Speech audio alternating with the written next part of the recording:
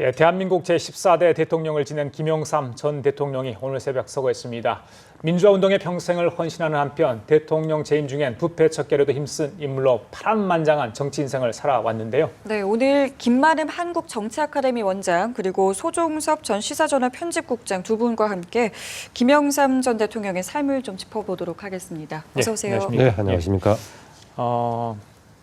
커다란 산 하나가 쓰러졌다 이렇게 얘기를 할 수 있겠는데요. 굴곡진 한국 현대사의 한 중심에 서 있었던 김대중 전 대통령이 김영삼 전 대통령을 새벽에 이제 서거를 했습니다. 네. 그 정치권에서도 지금 많은 애도를 하고 있고요. 지금 외신도 반응을 여러 가지 한국 현대사를 평가를 하면서 그분이 살아왔던 얘기를 하고 있는 상황인데 김 원장께서는 어떻게 오늘 소식 접하면서 어떤 느낌이신지 여쭙고 싶네요. 네, 이제 만 88세니까 뭐 네. 이렇게 아주 작은 나이는 아니죠. 평상시에 아주 건강을 강조해 와셨던 분이지만 그리고 연세가 좀 드셨고 근래에는 좀 이제 건강이 안 좋은 상황이었다 돌아가신 것 같습니다. 아까 박진영 기자가 소개했다시피 머리는 빌릴 수 있어도 건강은 빌릴 수 네. 없다고 예. 해가지고 항상 조깅하고 또 나중에는 뭐 배드민턴도 하시고 이렇게 건강을 지키려고 했었는데 예. 이제 나이가 드셔서 그런 것 같고요. 이런 걸 보면서 또 한 시기가 지나가는구나 이런 느낌도 갖게 됩니다. 예. 김영삼 대통령 하면 우리가 뭘 떠오를까 했을 때 두세 가지 단어가 떠오르죠. 하나는 민주화라는 단어가 떠오르겠고 또 하나는 문민 대통령 했다시피 군부 정권 이후에 최초의 대통령 하셨던 분이 되겠고 또 하나 개혁 이미지하면 아마 개혁이라는 단어를 가장 많이 썼던 게 김영삼 대통령 아니었겠나라고 봅니다. 그 점에서 보자면은 김영삼 대통령 퇴임 이후에도 아마 그런 개혁 관련 부분에 대한 많은 조언과 이런 걸 할 수 있을 위치가 있었을 것인데 안타깝게도 이제 막판에 마침 이제 IMF를 맞으면서 임기를 예. 마치게 돼가지고 예. 조금 상대적으로 좀 존재감이 약했던 그런 면이 있습니다. 예. 원래 가지고 있었던 문명 개혁의 입장을 그대로 대통령 재임시뿐만이 아니라 이후에도 계속 뭔가 보조하고 자문하고 이런 역할을 할 수 있었다면 이후에 상당한 동력이 됐을 법도 했는데 예. 그 점은 굉장히 좀 아쉽습니다. 자, 소 국장께서는 이제 언론인 출신 아니겠습니까? 네. 또 다른 느낌이 있을 것 같은데요. 예. 궁극적으로 본다면 이른바 이제 삼김 중에서 민주화 투쟁에 헌신했고 예. 대통령을 지내셨던 두 분이 역사 속으로 이제 사라지신 것이기 때문에 예. 아마 이번 김영삼 전 대통령의 서거를 계기로 해서 그런 이른바 그 양김 시대 우리나라 민주화 역사에 대한 재평가가 이루어질 것이다라고 그렇게 좀 보고요. 예. 그 상대적으로 이제 김대중 전 대통령은 꾸준하게 이렇게 어떤 당신이 생각하는 길을 걸어오셨고 또 약간 비판적으로 보는 쪽에서 이제 김영삼 전 대통령 같은 경우에 이제 3당 합당을 통해서 어떤 정권을 잡았기 때문에 비판적으로 보는 시각도 있지만 저는 이번 서거를 계기로 해서 김영삼이라는 인물에 대한 새로운 평가가 시작될 것이다. 뭐 이렇게 보는 편입니다. 왜 그러냐면은 이제 김영삼 전 대통령 같은 경우는 김만흠 원장께서도 말씀하셨지만은 권위주의 시대를 마감하고 예. 새로운 이제 문민 정부라는 이 질적으로 다른 새로운 시대를 예. 연 첫 번째 대통령이고 또 현재 우리가 일상적으로 받아들이고 있지만 뭐 청와대 앞길 개방이라든지 인왕산 등산로 개방 이런 거 포함해서 공직자 재산 공개 또 뭐 지방자치대 전면 실시라든지 이런 많은 우리가 지금 뭐 당연하게 받아들이고 있는 그런 조치들을 사실 그 당시에 김영삼 대통령이 취한 예. 현재 우리가 누리고 있는 민주화의 상당 부분에 또 틀을 잡은 그런 예. 부분이 있기 때문에 아마 재평가되는 계기로 작용하지 않을까 그렇게 봅니다. 예. 예. 이 상당히 어린 나이에 이제 국회에 입성을 하게 됐습니다. 그리고 나서 지금까지도 그 기록이 깨어지지 않고 있거든요. 네. 만 26세니까 현재 우리나라 국회의원 피선거권이 25세부터 가능하지 않습니까? 예. 그래서 사실상 피선거권 허락하는 범위 내에서 가장 젊은 나이에 됐고 예. 이제 국회의원으로서 구선까지 했죠. 현재 우리나라에서 구선까지 한 사람이 세 분이 있었는데요. 현재 JP와 더불어서 박준규 전 의장과 예. 지금 이제 김영삼 전 대통령 이렇게 세 분이 구선했었는데 구선 그렇게 의정 활동하시면서 여러 가지 기록을 남겼고 했습니다. 예. 예. 아다시피 1971년 대선을 앞두고 경쟁 과정에서 이제 40대 기술론을 김대중 전 대통령과 더불어서 제기했죠. 그래가지고 김대중 대통령 마칠 때까지 포함해서 보자면은 이 두 분이 70년대 초부터 2000년까지 30년간을 한국 야당 정치의 중심에 서 있었다라고 예. 볼 수가 있겠습니다. 김대중 대통령과는 동지임에서 경쟁 관계에 있었던 71년 이제 때부터 경쟁 관계에 있었고 또 예. 민주화 시기에는 후보 단일화를 둘러싸고 논란이 됐었고 또 직접적으로는 92년 대선에서 이제 바로 직접 붙어가지고 서로 경쟁하는 과정이 됐었고요. 예. 아까 박진영 기자가 지적했지만 또 김대중 대통령 집권했을 때는 그렇게 또 김영삼 전 대통령이 호의적인 평가를 또 하지 않는 그런 상황이었었죠. 또 뭔가 우리가 권력을 잡으면 권력이 가지고 있는 문제점을 지적하다시피 그런 점이 있기 때문에 예. 대신 이제 이런 게 있습니다. 우리나라 저는 지금 현재 주요 정치인들의 가장 큰 풀이 언제가 됐느냐라고 보자면 1996년 15대 총선으로 얘기하는데 그때 15대 총선에서 김영삼 대통령이 민자당을 신한국당으로 만들어 가지고 이제 배출했던 사람들이죠. 지금 김무성 새누리당 대표를 비롯해서 정의화 국회의장 상당수의 사람들이 당시에 입문해 가지고 현재 한국 정치의 중심에 서 있습니다. 그렇죠. 예. 예. 마찬가지로 동교동계도 사실은 김대중 전 대통령 계열도 그 당시에 많은 인물들이 대거 배출됐던 겁니다. 정동영, 지금 천정배, 김민석 이런 사람들 다 당시에 배출됐었는데 김대중 대통령 계열은 이런저런 과정을 겪으면서 특히 이제 참여정부 시기를 거치면서 상처를 받거나 퇴출돼 버렸다면은 예. 지금 신한국당을 통해서 15대 때 데뷔했던 김영삼 대통령 계열에서 활동했던 사람들은 정말 지금 한국 정치 최고의 정점에 다 서 있다. 네. 심지어는 야당에서도 유력 주자로 간주되고 있는 손학규 지금 전 대표의 경우도 사실상 그 당시에 김영삼 대통령이 신한국당을 통해서 활동했던 예, 예. 과정을 보자면은 그 점에서는 우리나라 정치인들의 중요한 자산을 만들어줬던 게 이제 김영삼 전 대통령 예, 아니었는가 예. 이렇게 해석도 할 수 있겠습니다. 자, 3당 합당 이후에 이제 김대중 전 대통령 완전히 갈라서지 않았습니까? 그래서 계속 불편한 관계를 있었는데 김대중 대통령 서거 직전에 이제 병문안을 하면서 극적인 화해를 하지 않았습니까? 그 모습 보면서 많은 사람들이 그때 당시 굉장히 좋은 모습을 보여줬다 이런 이야기를 했었거든요. 그렇습니다. 그게 2009년의 예. 일인데 예. 이제 병문안을 하면서 이제는 화해했다 우리는 그리고 세계에 유례없는 어떤 갈등과 협력의 관계를 우리는 40년간 가져왔지만 예. 이제는 모든 걸 털고 우리 화해했다고 봐도 좋다. 이런 이야기를 해서 많은 박수를 받았죠. 사실 예, 이제 어떤 갈등과 그 협력의 역사라는 것은 70년대부터 이제 시작이 돼서 70년대에는 그 70년에 이제 71년 대선을 앞둔 신민당 후보 경선 과정에서 40대 기술원의 주인공이면서 김대중 후보가 이제 이기고 네. 김영삼 후보가 졌지만 김영삼 후보가 김대중 후보의 승리는 곧 김영삼의 승리다 하면서 적극적으로 도왔고 예. 그 뒤에 이제 79년도에 또다시 김영삼 의원이 이제 신민당 총재가 되거든요. 예. 그때는 또 김대중 의원이 적극적으로 또 돕습니다. 이런 식으로 같이 이제 어쨌건 군사 정권이라는 공동의 대상에 맞서서 같이 협력을 또 해왔고 예. 그러다가 중간에 또 3당 합당 또 그 전에 이제 1987년에 이른바 후보 단일화를 둘러싼 갈등 분열 속에서 이제 경쟁 관계로 계속해서 갈등 관계로 가다가 상도동 동교동으로 상징되는 우리나라 민주화의 역사 그래도 두 분이서 화해를 해야 되지 않느냐라는 얘기가 이제 그 퇴임한 전후에서부터 계속 제기가 됐었죠. 그러다가 김대중 전 대통령이 병원에 입원하시고 여러 가지 위독한 상황을 계기로 해서 그렇게 화해를 하면서 예. 국민들로부터 참 많은 박수를 받았던 기억이 납니다. 그래요. 예. 그 말씀하신 3당 합당의 경우에는 굉장히 이중적인 의미를 갖습니다. 김영삼 전 대통령 얘기처럼 호랑이를 잡으려면 호랑이 굴에 들어가야 된다라고 해서 3당 합당을 했는데 결국 그래가지고 대통령이 됐으니까 원래 이야기했던 대로 관철이 된 거죠. 예. 그리고 문민개혁이라는 표방을 해가지고 여러 가지 해당되는 일들, 업적들을 남겼죠. 가장 예. 대표적으로 문민이라는 의미가 같듯이 군사정권, 군부정권의 그 유산을 청산하기 위해서 했던 하나의 척결 문제라든가 그동안에 또 이제 독재정권 시기에 뭔가 유착돼서 나왔던 비리의 문제를 청산하려고 금융실명제 제기하고 이후에 나중에 이제 부동산 실명 거래까지 이어진 이런 과정들이 있었죠.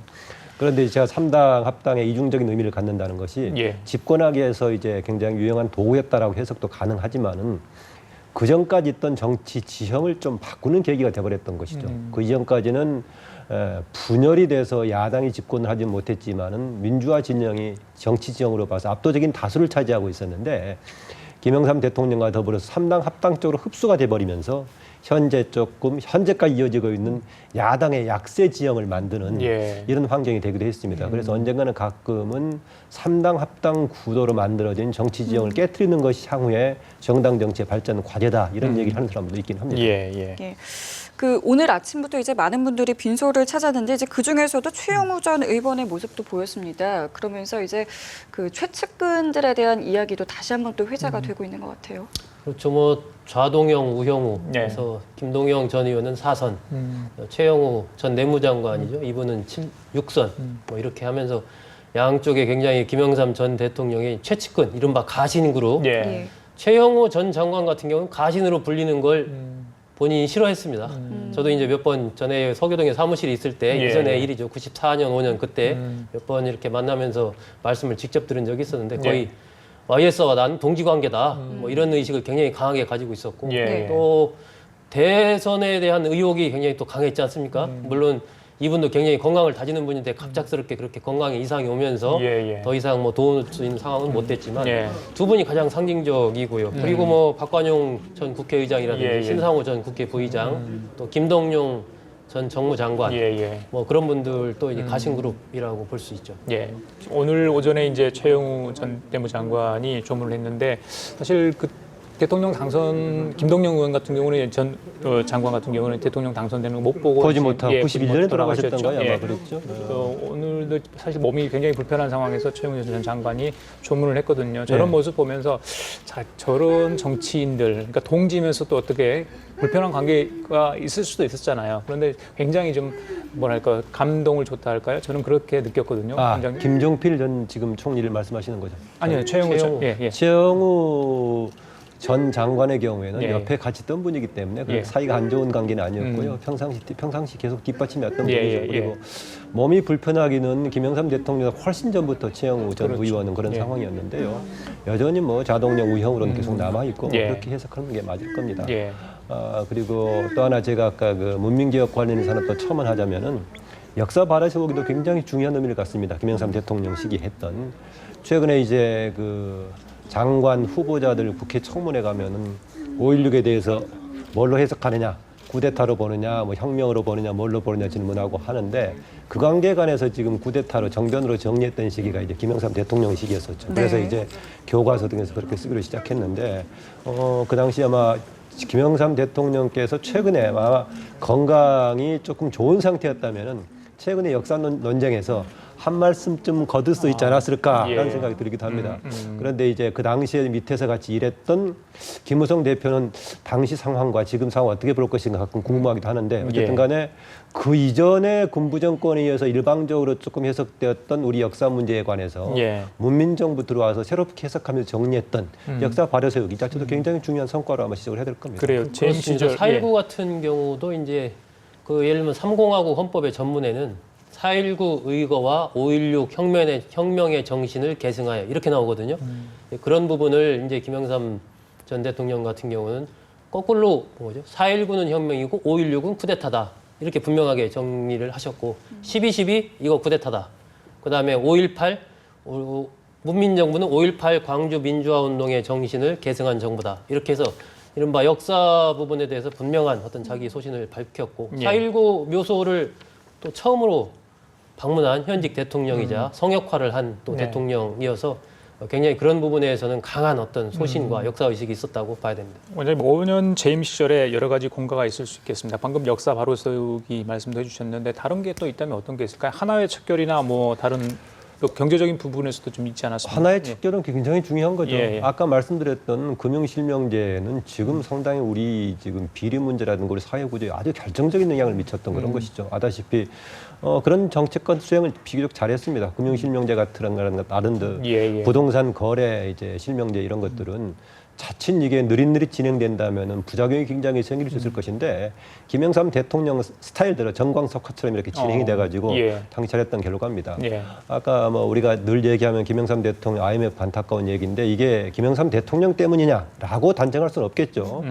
IMF의 우리 배경에 대해서 상당히 다양한 해석들이 있습니다. 이전에 이제 유신 시대에 우리나라의 경제 구조부터 연관시키는 사람도 있고 하는데 다만 이제 김영삼 정부 말기 때 여기에 대해 대처하는 게 좀 너무 아니하지 않았느냐 이런 비판적인 지적이 있긴 한데 그걸 온통 김영삼 정부의 책임이라고 말하기는 그렇습니다. 그래도 어쨌든 간에 당시에 이제 정부가 중요한 책임이 있다고 국민들이 인식하니까 예. 집권 시기에는 초기에 90% 넘는 지지율 역대 최고였었죠. 그런데 그런 분위기 때문에 안타깝게는 집권 말기에는 또 지지율이 아주 안 좋게 나오기도 했던 그런 예, 안타까움이 예. 있긴 합니다. 그러나 어쨌든 그것 때문에 다른 상당수의 개혁들이 좀 빛을 발하는 그런 의미를 개혁의 성과들이 빛을 발했는데 예. 그 부분은 그 부분들 아주 호의적으로 평가를 해야 될 겁니다. 마침 또 이제 지나놓고 이제 모든 게 병이 약이 되고 하다시피 IMF를 거치면서 다시 한번 우리나라가 튼튼하게 만들어진다면 그것도 좀 덕이 될 수 있는 것이죠. 뭐. 네. 이 소 국장님께서는 공을 하나만 꼽는다면 어떤 걸 꼽으시겠어요? 역시 뭐 저는 이제 금융실명제 실시. 이 김영삼 대통령 개혁의 특징은 정광석화죠. 그러니까 첫 번째 취임 첫날에 청와대 앞길 개방하겠다, 인왕산 개방해라. 첫날에 딱 첫 번째 국무회의 때 당신이 재산 공개 다 하겠다. 예. 앞으로 공직자들 재산 공개해라. 예, 예. 이러한 어떤 예상하지 못했던 보통 첫날 국무회의 하면 덕담하고 이렇게 잘해봅시다 뭐 이럴 걸 생각했는데 예. 그냥 거기서 던지는 이런 밀어붙이는 강력한 추진력, 이른바 감의 정치, 정강석화에 이러한 부분에 굉장히 능한 정치인이었기 때문에 예. 금융실명제 같은 경우도 6월 달에 그 회고록을 제가 읽어보니까 6월 달에 처음으로 이경식 그 당시 경제부총리에게 준비해라. 이렇게 해서 팀을 짜서 8월 19일 날인가 이제 그 긴급명령을 발동을 하거든요. 그럼 약 2달 동안에 걸쳐서 예. 그렇네요. 이른바 작전명 남북통일 해가지고 예. 비밀리에 아파트를 얻어서 정말로 비밀리에 그 작업을 추진을 하는데 예. 그러한 금융실명제나 공직자 재산공개 예. 이런 부분은 지금은 우리 사회가 당연하게 그걸 받아들이지만 예. 그 당시 상황을 본다면 이것은 정말 엄청난 개혁이었고 그것이 이후에 한국 사회의 어떤 부정부패를 또 얼마나 많이 없애게 했는지 또 예. 깨끗한 어떤 국가를 만드는데 큰 기여를 했다는 그런 측면에서 본다면 정말로 그 부분은 높이 평가해야 마땅하다라고 생각합니다. 예, 그랬군요. 그 김영삼 대통령의 어떤 통치 스타일도 지금 읽을 수 있는 부분인데 그 하나의 척결도 뭐 취임 후 6일 만에 단행을 했다고 하니까요. 대단하지 않나 싶은데 이 대도무문이라는 거 있잖아. 좌우명을 삼았던 거. 원장님 이게 어떤 뜻이고 어떤 대목에서 이게 나온 겁니까? 네, 대도무문 예. 그러면 모든 것을 포용한다는 예, 얘기죠. 예. 이제 큰 길에서는 문이 따로 없다라는 것인데 뭐 통 큰 정치를 얘기하는 거겠고 예, 이제 이제 수용하는 정치를 얘기하겠는데요. 뭐 표방하는 것하고 본인의 행보가 된다는 떠나서 그걸 지향하는 것 자체가 의미 있었다고 볼 수 있겠죠. 예. 말씀하셨다시피 좀 감의 정치를 강조하는 쪽이어서요. 그쪽으로 발달했다는 평가도 가능하지만은 반대로는 좀 시스템에 따른 운영 능력에서는 조금 취약한 점이 있었지 않았느냐 예, 이런 얘기를 하고 예. 있습니다.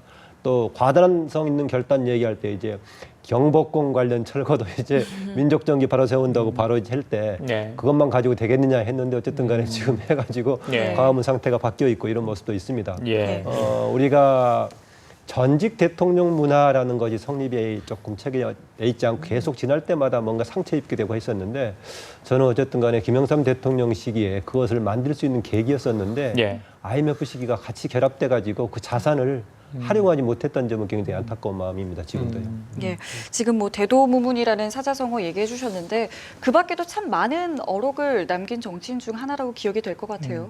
그렇죠. 김영삼 전 대통령이 그 남긴 저서가 7권이 있습니다. 네, 그 중에 한 권이 정권은 짧고 정치는 길다. 예, 그런 제목인데 가슴에 와닿습니다. 그런 문제가 있고 가장 뭐 국민들한테 널리 알려진 것은 역시 닭의 목을 비틀어도 새벽은 온다. 네. 예, 워낙 강렬한 예. 그런 어록이고 또 짧게 살더라도 영원히 죽는 길이 있고 짧게 죽더라도 영원히 사는 길이 있는데 나는 짧게 죽더라도 영원히 사는 길을 택하겠다. 이래서 이제 박정희 정권이 이른바 의원직 제명을 앞두 이런 압박과 네. 그런 부분에 나는 굴하지 않고 끝까지 투쟁하겠다라는 네. 그런 의지를 이제 그렇게 표현을 했고 네. 또 이제 3당 합당 때 했던 호랑이를 잡으려면 호랑이 골로 가야 된다. 예. 이런 얘기. 그리고 70년에 이른바 신민당 그 대통령 후보 경선 과정에서 예. 했던 40대의 승리는 나의 승리다. 김대중의 승리는 김영삼의 승리다. 이러한 얘기는 저는 글쎄요. 그 40대 기술론이라는 책이 있습니다. 김영삼 대통령이 쓴 그 책을 제가 한 2달 전에 사려고 헌책방에 한번 봤더니 100만 원이 넘어요. 아유, 그래요? 예, 그래서 어쨌든 어렵게 구해가지고 제가 최근에 이제 절반 정도 읽었는데 오늘 돌아가셨어요. 예. 근데 거기도 보면 어쨌건 40대 기수로는 김영삼 대통령의 브랜드입니다. 69년에 이미 얘기를 예, 했으니까. 예. 그런데 김대중 후보와의 그런 관계에서 상대가 살아야 나도 산다는 이런 상생의 정치의 정신을 그 당시에 가지고 있었다는 이런 부분들이 저는 예. 현재 새정치민주연합이나 새누리당에서 정치를 하는 분들이 예. 좀 배워야 되지 않느냐. 우리 정치가 너무 이게 같은 정당 안에서도 서로 상대를 믿지 못하고 예. 싸우고 또 정당은 정당끼리 싸우고 이러한 문화를 돌아보면 과거의 삼김 시대가 우리가 보기에는 계속 이렇게 서로 싸웠던 것만 생각하지만 사실은 그렇지 않고 이렇게 협력했던 많은 예. 역사들이 있기 때문에 예. 그런 부분을 김영삼 대통령의 서거를 계기로 정치권이 좀 살려서 받아들여야 되지 않을까 하는 생각이 듭니다. 그래요. 김영삼 원장님, 예. 대통령 정치 역정 하나 보자면 또 하나 특이한 것 중에 하나가 맨 처음 정치 시작할 때는 여당으로 시작했다가 정치를 마감할 때는 또 여당으로 끝났던 그러나 정치 역정의 대부분은 민주화 야당, 민주화 투쟁 야당에 있었던 그런 역사가 있습니다. 예. 54년 선거에서 만 26세로 당시에 이제 최초의 여체연소 국회의원 됐을 때는 자유당으로 입문을 했습니다. 자유당으로 입문을 했는데 바로 이제 그 4.4.5입 개헌 관련해 가지고 논란이 되기 시작하면서 이제 반대 투쟁, 네. 야당 통합운동에 나서 가지고 당시 이제 민주당으로 통합해서 야당으로 활동하기 시작해 가지고 이제 예. 민주화 투쟁 평상시 하다가 이제 마지막에는 다시 이제 민자당 3당 통합을 통해서 예. 결국 대통령까지 된 거죠. 그래서 예. 시작은 여당으로 했고 끝도 여당으로 했는데 예. 중심적인 활동은 민주화 투쟁 시기에 예. 야당으로 오랜 기간 활동을 했던 좀 그런 역사도 있습니다. 뭐 예. 기록의 정치인이라고 또 볼 수도 있을 것 같아요. 이 야당에서 대변인 2번, 원내 총무를 무려 5번, 5번 하셨죠. 예, 또 야당 총재를 3번 이러한 기록을 갖고 있는 정치인이 없고 사실 그 자체가 보여주는 우리 한국 정치사의 어떤 살아있는 역사였다라고 평가할 수 있는 그런 부분이 있고요. 또 뭐 의원직 제명으로 상징되는 예. 그러한 아픈 역사의 또 주인공이기도 하고 어쨌든 많은 부분에서 김영삼 전 대통령은 앞으로 좀 재평가가 되지 않을까 그렇게 예상이 됩니다. 예, 원장님 잠깐만 우리 소국장께서 잠깐 이제 현직 정치인들한테 약간 말씀하셨는데 이번에 김명삼 전 대통령 서거 갖는 의미를 이제 정치권의 이산마가 굉장히 크지 않습니까? 예. 지금 뭐 당리 당략이 사로잡혀서 계속해서 싸움을 하고 있는 상황인데 자 어떻게 좀 큰 정치를 해야 되지 않겠습니까? 예. 글쎄요. 그런 이런 얘기 나올 때마다 예, 예. 오히려 옛날 정치가 더 낭만적이었다 이런 얘기를 많이 하는 거죠. 근데 또 그게 가능했던 것은 이제 최고 권력을 가진 카리스마를 가지고 통치했던 사람들이 그런 여유를 가지고 했을 때 가능한데 지금은 어려운 측면이 바로 이중적입니다. 하나는 최고의 권한을 가진 사람들이 그런 에너지를 발휘해야 되는데 그렇게 못하고 있죠. 예컨대 예전에 지금 김무성 대표가 당의 원내 대표를 할 때는 상대 야당이었던 박지원 대표와 더불어서 서로가 원내 총무 더불어서 서로 뭐 주고받으면서 옛날 정치식에 서로 뭔가 협상과 타협의 정치를 했었는데 네. 지금은 이제 그런 걸 못하고 있단 말이죠. 더불어서 한 사람의 지휘력이 모두 통할 수가 있어야 되는데 오히려 좋게 보면 그게 민주화된 거죠. 예. 그러니까 그게 안 통하게 해서 갈등 가고 있는데 지금은 이제 그런 문제를 개인의 리더십으로 해결하기보다는 예. 제도 개편을 통해서 해결해야 될 단계라고 봅니다.